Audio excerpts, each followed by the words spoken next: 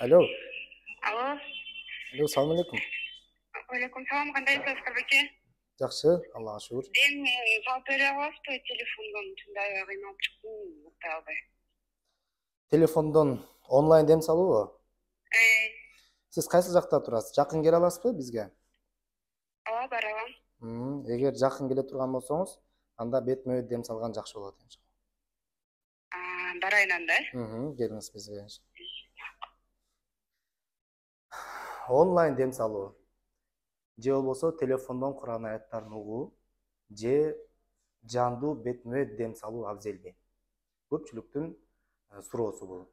Дем салууда эч убакта дем салып аткан учурда жандуу дем салуу, онлайн дем салууга караганда сөзсүз түрдө абзел жакшыраак болуп эсептелет. Эмне дегенде дем салуу учурундагы кыймыл аракеттерине, адамдын акыбалына, көздөрүнө каралган учурлар болуп калат, тилине каралган учурлар болуп калат. Ошол себептен онлайн дем салуу эмес, жакын дем салуу сөзсүз түрдө жыйынтык болуштугуна себеп болот.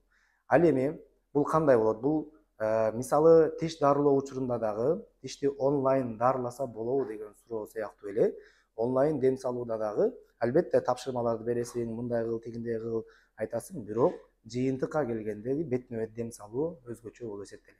Бирок бир учурлар келет, адам бир шартына байланыштуу алыс болгондуктан жакын кире албай калган учурларда анда телефондон Куран аяттарын угуштук менен же болбосо онлайн телефон менен дем салдыруу ыкмасын колдонсо болот. Албетте шифа толук түрдө Аллахтан болуп эсептелет.